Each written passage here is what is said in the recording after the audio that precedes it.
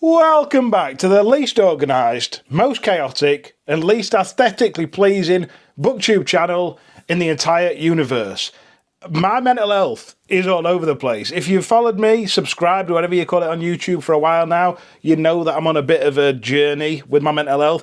I'm absolutely bouncing today off the walls, and I'm going to burn all this energy off by talking to you about books. I'm also going to tell you what I'm doing at the minute to try and get my mental health in check. I'm actually doing really bad at the minute and really good. Like, I'm not sleeping, barely, but I'm doing loads of positive things that are making me feel good. So if the worst thing that's happening at the minute is that I don't sleep much, I can deal with it. I made a lot of changes over the last kind of week or two, especially with my reading, and I think they've massively helped me. So I want to talk to you about what I do when my mental health has a slump, how I try and stop reading slumps, because reading helps me massively, but other things that I do to try and help with mental health as well. So buckle up and subscribe and stuff. Where am I going to start first? So I might as well. Right, these 3 books at the minute I'm reading. Yeah, I'm one of them lunatics that reads multiple books at the same time because I just want to read, like, what tickles my pickle. You know, on a day. On a Tuesday, I might want to read some fantasy. On a Wednesday, I might want to read some crime. So I've got a few different books on the go. I'm like bits of the way through them. I'll talk to you about them. And then I went charity shopping today because I have, as I said, changed my reading, not habits. I've changed what I'm reading at the minute because I can't focus on fantasy. So I've been to charity shop today and bought books because buying books gives me a dopamine hit. And I feel good because I bought books. So we're going to talk about these. Shall I start with I'm going to start with this bottom one because I've never had the conversation with you all about what got me back into reading. So in my adult life, I had my first daughter at 19 years old. So as soon as you have a kid, reading kind of goes on back burner. So I was just one of them readers that I'd pick up a book on holiday. I might pick up a book every now and again. I'd probably read like a book a month. Sometimes a book every 2 months. It'd take me a while because, look, when you're 19 and your kid's gone to sleep, you just want to play Call of Duty.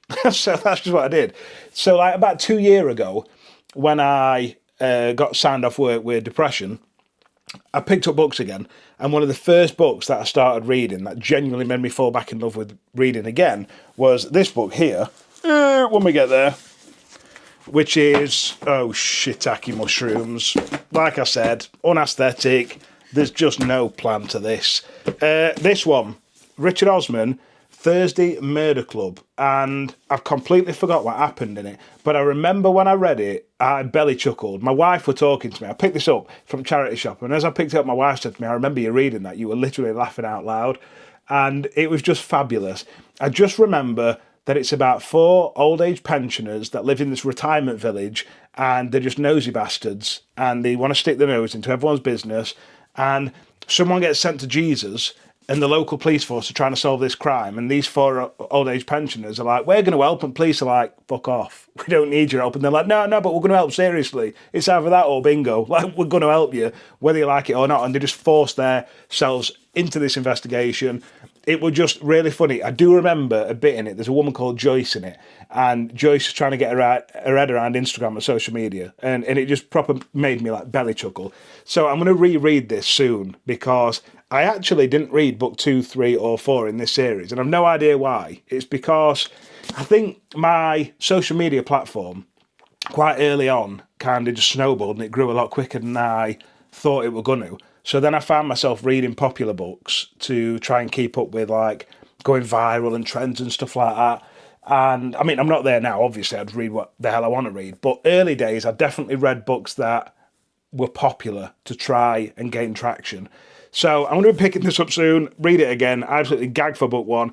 If you like murder mysteries with humour, but also good plot twists, I highly recommend that you pick it up. I know a lot of people in the UK are going to have heard of this, but in the US, I don't know, because it's a UK author. Richard Osman, Thursday Murder Club. I think there's 4 books out.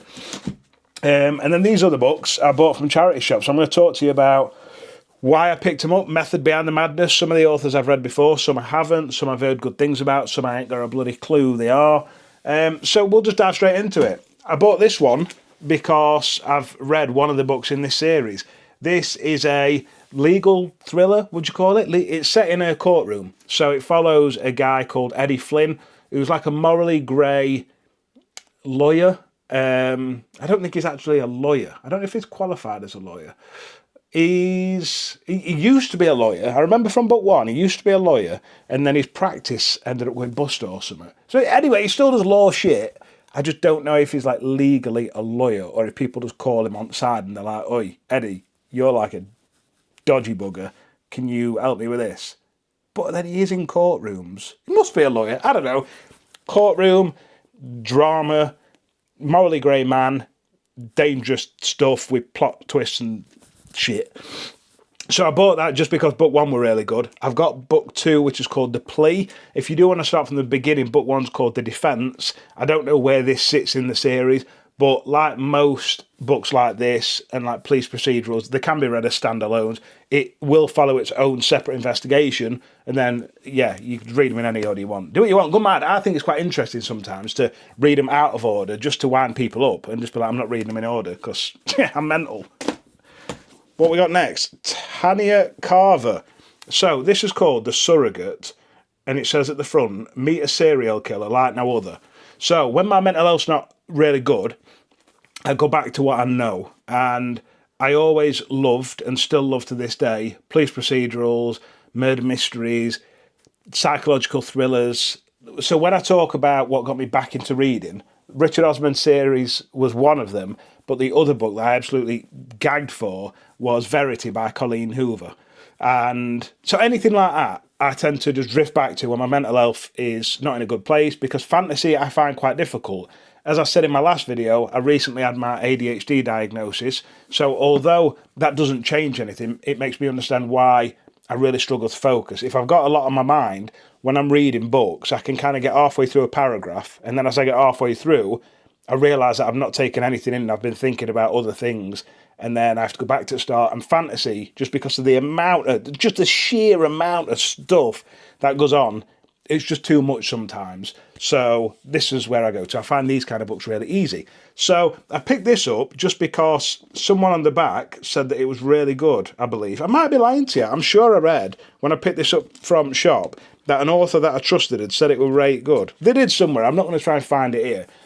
But on the back it says, a sickening killer is on the loose, a killer like no other. The murder targets heavily pregnant women, drugging them and brutally removing their unborn babies. When D.I. Phil Brennan is called to the latest murder scene, he knows he's entered the world of the most depraved killer he's ever encountered.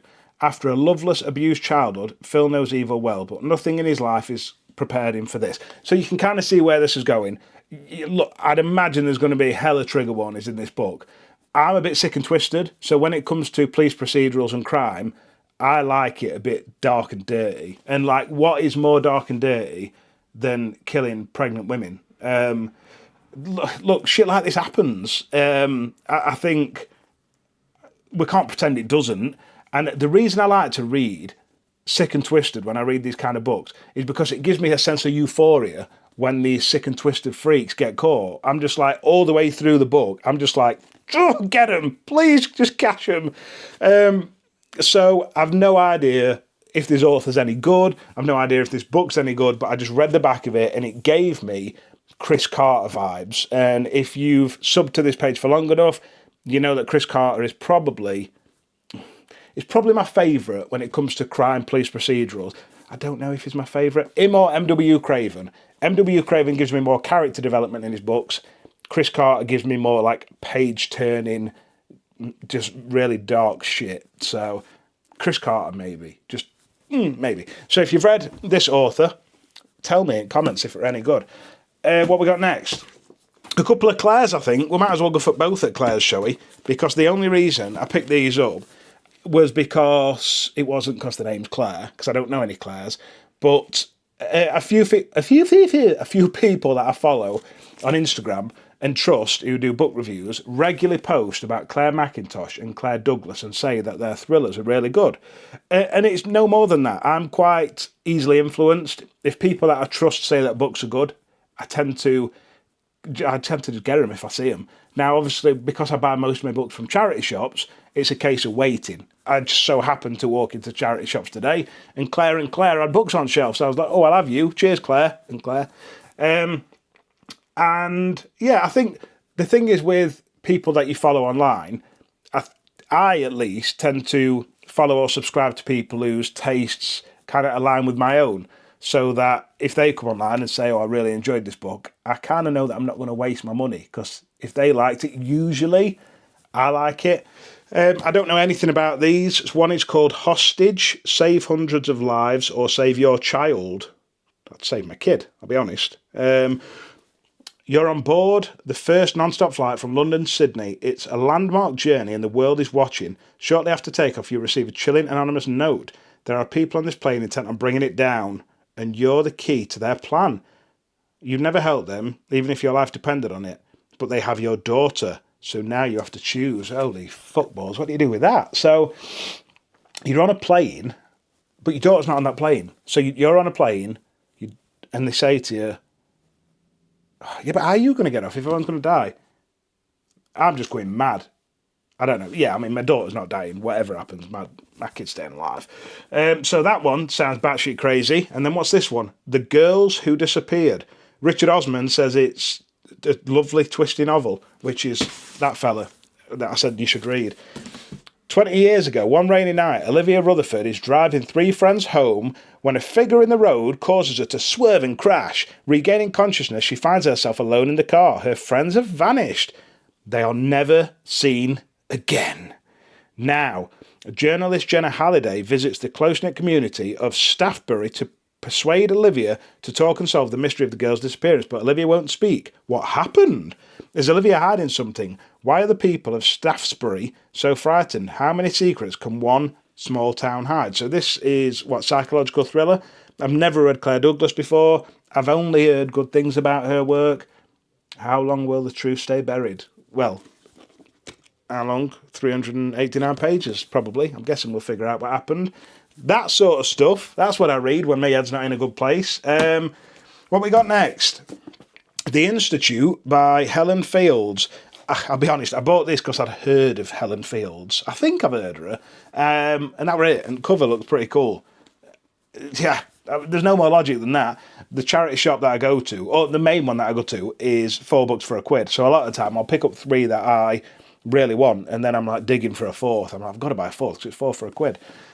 How do you find a murderer in a prison full of killers? On a locked ward in the world's highest security prison hospital, a scream shatters the night. A nurse has been murdered and her daughter taken. And with only 5 days to find the girl, the clock is ticking for Dr. Connie Woolwine to find a killer hiding in plain sight. Welcome to the Institute, the locked room thriller.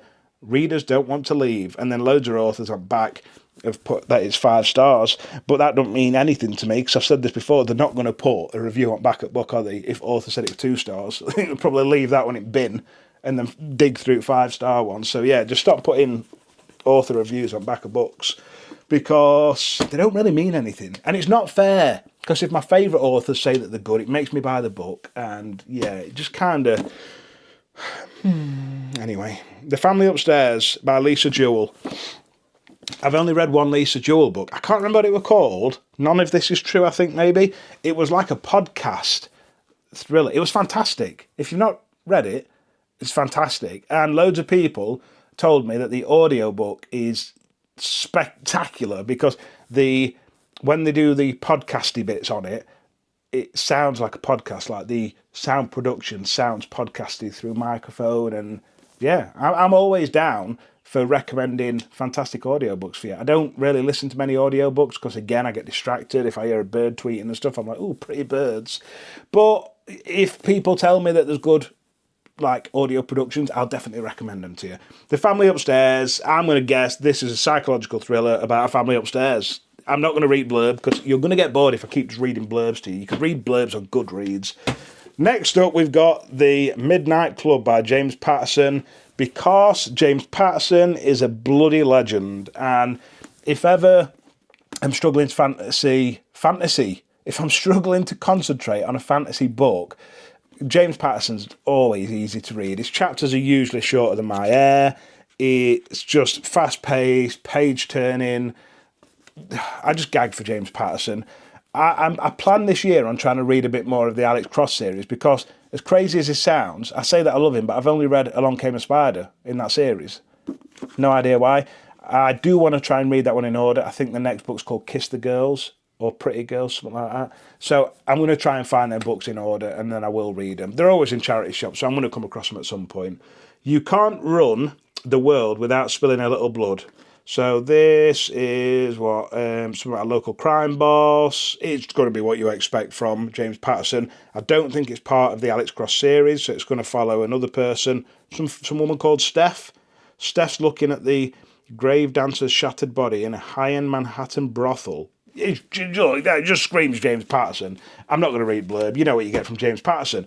So, what have I been doing to get me out of this? I'm not going to say I've been in a reading slump. I haven't. I've been reading, but I've just not been really consuming. So, as you know from my last video, I've been playing the hell out of Zelda on my Nintendo Switch.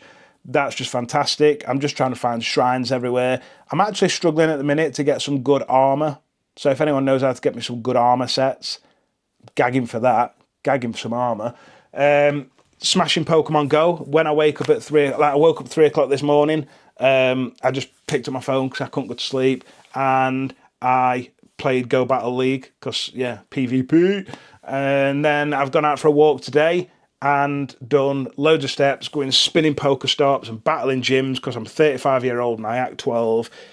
But I'm getting steps in. So I think I'm probably now a professional stepper. I don't know if that's a thing, but I'm averaging like bare steps. And let me see if I can figure out how many steps I'm doing. So today already, it's 10:49 in the morning. I've done 10,307 steps. Oh, come at me. And then this week, so what did I do yesterday? Let me just, where is it? Steps, there we go. Week. So yesterday I did 17,238 steps. And then for the month, so this is like 28th of April till the 4th of May. So that's a week. I did 82,000 steps. Then 5th of May till the 11th of May, I did 102,000 steps. And then these last 2 days, I've done 27,000 steps. I'm just stepping everywhere. I'm just like step. And it's working wonders, genuinely. I know I said in my previous video that I'm really struggling with mental health. I think I cried loads. I'm just an emotional dude. Look, I cry at everything. I cried at a man named Otto recently, like really ugly cried. We watched Not My Sister's Keeper, A Fault in Our Stars. I watched that recently. My daughter and my wife were watching that, and then I was sat on beanbag just crying. They weren't crying. I was just like, what the hell's going on here? Like, have I just got all the estrogen and you lot are just full of testosterone? I don't know. I really don't know, but I'm just an emotional person. Yeah, like my mental health is always so up and down. Like, you're going to catch me on one video, I'll be rock bottom, but I'll still put a video out there and I'll tell you the truth. At the minute, I'm high as a kite. I'm absolutely bouncing. Everything, like, I'm just so grateful for life. I was speaking to my wife yesterday, and sometimes I get all philosophical on her, and she's just like, oh, shut up, you weirdo. But she married this weirdo. She knows that I'm a bit strange. And I just said to her, like, I'm so grateful for food, and I'm just grateful that, like, I think that I'm extremely, extremely privileged. And when I was talking to my wife about privilege, I said to her, like, obviously there's loads of privileges, but I think if you have 3 meals a day, you don't have to worry about being hydrated, and you're not overly concerned about falling behind on bills, I don't think there's a greater privilege than that. Genuinely, I think that's the best privilege. For me, I'm not in debt, I can pay my bills, and I'm fed 3 times. Well, I'm obviously fed more than 3 times a day because you don't get man boobs without eating more than 3 times a day. Like, yeah. But I'm just so privileged. And that's why I try and remind myself when I'm in like dark places, I just sit and I think to myself, like, what are my reasons to be happy? And that's where I wasn't a year ago. So when I was on antidepressants, I genuinely, truthfully couldn't find any reason to be happy. And now I can. And it's fantastic. I truthfully, like, just gag for it. And I'm searching for things to make me happy. You know, I'm going out there and I'm getting for walks, I'm getting my vitamin D, I'm reading books that make me happy. I'm not forcing myself to read stuff that I don't want to read. There's 2 more things I need to talk to you about before I shoot, because Jade City. So this is my book club read for this month. I'll do a proper review at the end of the month in my like May wrap up, but this is how far I am so far. I don't even know what that is in here. I think it's my bookmark is Phenergan. There you go. There's my sleeping tablets. They're actually like hay fever medication, but on the back of it, if you take 2 at night time, they make you really drowsy and they make me sleep really well. So I'm 32 chapters into this, 276 pages. It's good. It's not blown me away like I hoped it was going to, but I think the problem is that so many people online had hyped this up as like this absolute masterpiece of fantasy. So I went into it expecting pure perfection. Now, don't get me wrong, it is good. There's a lot of really like well fleshed out characters. The writing's good. There's not been loads and loads of action. I expected more action in it. I think that's what disappointed me a bit. When I went into this book expecting like Yakuza kind of Chinese like cartel, I just expected everyone to be kicking each other in the face all the time. But that's not it. It definitely focuses more on like power struggles, what people will do to gain power, and the even worse things that they'll do to try and maintain power. A lot of family drama, a lot of politics. Like there are multiple, they're not called cartels, what are they called? Like gangsters, anyway, there's some gangs and stuff. There's a lot of like politics between the gangs and the politicians and who runs what. So it's good. It is really good. But I want a bit more action from it. And I'm sure it's going to come. So really enjoying that so far. And what else am I reading? But this, I'm gagging for this so much. I'm also reading this. I've not picked up Jade City for a couple of days because I picked this up just because I couldn't focus on fantasy. The Caller by Chris Carter. So I've read all these in order, and this was the next one that I needed to read. It's sick as shit. It's everything you'd expect from a Chris Carter book. So this, trigger warnings, if you're going to go into it, follows like an investigation about a stalker. It is a man. Well, I don't know. You don't know yet if it's a man because there could be a rape plot twist to end and the stalker's a woman. But in the book, it tells you statistically 75% of stalkers are men, which, yeah. So at the minute, I'm just going to stereotype and assume that the stalker is a man. And if it's not at the end, I'll be like, shut the front door, Chris. Mug me right off. You win. But I usually get these right because I'm a bit of a private investigator when it comes to these books. I don't normally get them wrong because I'm just hot shit. So it's minging, really gross. Like all other Chris Carter books, it gets straight into it. Chapter 1 is like, here you go. Here's a crazy psychopath and he's about to kill someone. He kills her in the most gruesome way imaginable because that's what Chris Carter does in his books. He kills people off in a way that makes your tummy like churn and you go, ooh, that's disgusting. Give me some more, give me some more. And it's just fantastic. I recommend these regularly, and I'm going to recommend them again to you. If you're interested in crime, even if you don't read crime, but you like watching it on TV, you watch things like Lie to Me or CSI or Criminal Minds, anything like that, you will gag for these books. They are fantastic. A lot of the chapters in his books are really, really short. And when I say short, I mean like 1, 2, 3 pages short. But even the longer chapters that might take you 10, 15 minutes to get through, it's just he's one of them authors that when you get right to the end of his chapters, you physically can't put it down. He's like a cock tease. The last line will always be something where you're like, now I've got to read another chapter. Then you read another and another and another. I just gag for him. He's just absolutely amazing. Just read Chris Carter's books. He is fabulous. Have we done? I think we've done. Is that everything? I don't know about you, but I've enjoyed this. I've needed this today. I've needed to come and talk to you lot. I'm going to put together at some point, if you've watched till this point, then obviously you're going to want to hear this bit. I'm going to put together like a group hike because my plan for 2025 is to firstly get rid of my tits, just so when I look down I can see my toes again. I mean, it's not just my boobs that are stopping that, it's me gunt as well. That also like stops the view a bit. So I want to start doing like, I don't know how regular, but group hikes. I'm going out once or twice a week anyway on my own and doing hikes and seeing like Peak District and sheep and cow poo and stuff. It's really good. But I want to meet some of you lot. I think it'd be fantastic. I know that I've got people that subscribe to my page that struggle with their mental health, and I know this isn't going to be an easy challenge for you, but I need you to do it. I want you to come out with me. I want to show you different parts of the world. I want you to see why fresh air is fantastic. I want you to experience how it's helped me. And for anyone out there that's struggling with weight and things like that, walking is truly magnificent. like this time 2 years ago, I was 14 stone 4. I was at gym 6 times a week. I was in decent shape. I could run a 5k in 24 minutes. Like I was athletic. Now I'm 19.5 stone. I can't even run 100 meters. It hurts my knee joints when I walk.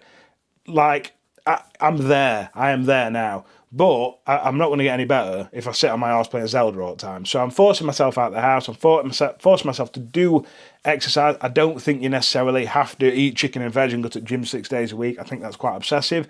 But just getting out and walking can be a fabulous, like therapeutic and just healthy. Healthy for your body and healthy for your mind. So what I'm trying to say is if you're interested in doing these, just bang it in comments and say, yeah, Tyrone, I think it's a fantastic idea. I live in Chesterfield, which is literally like 15 minutes from Peak District. So I'll try and plan the walks around Peak District. However, I'm not too far from Sheffield. I know they've got some lovely sites out there as well, towards like Yorkshire Dales. Let's just do it. Look, this is a community. I don't see this page as my page. I see it as a page for me to come and talk to you, but also for you to come and talk to me and talk to each other. Like I love seeing, from time to time it happens, but I love seeing, if someone puts a comment, I love seeing one of you reply to each other, because that it's a fantastic way to make friends. You need to appreciate the fact that most people that are watching this video have got similar interests. So if you see somebody bang a comment and you relate to that, like drop them a comment. If you post content and you can see someone, reply to someone's comment and just say, look, I post similar content to Tyrone or better content than Tyrone. Come and follow me on X, Y, and Z, because I think this is just a fantastic way to bring people together. And I think I'm done. I'm chatting shit now. I love you so much, and I genuinely mean this. I hope you lot know how much joy, like, putting this out to you lot brings me. Oh, it just does. You give me a reason. I'm not going to say you're the only reason. My wife and kids are 90% of the reason that I'm still here today. But I truly mean this when I say that without you lot over this last year, that there is a chance I wouldn't have been here today. And my wife will vouch for that. She knows how much coming online and talking to yous got me through the worst period of my life. And I will be forever thankful and grateful for every single one of you. If you've watched till this point, I love you the most. I'll see you in the next one. Mwah!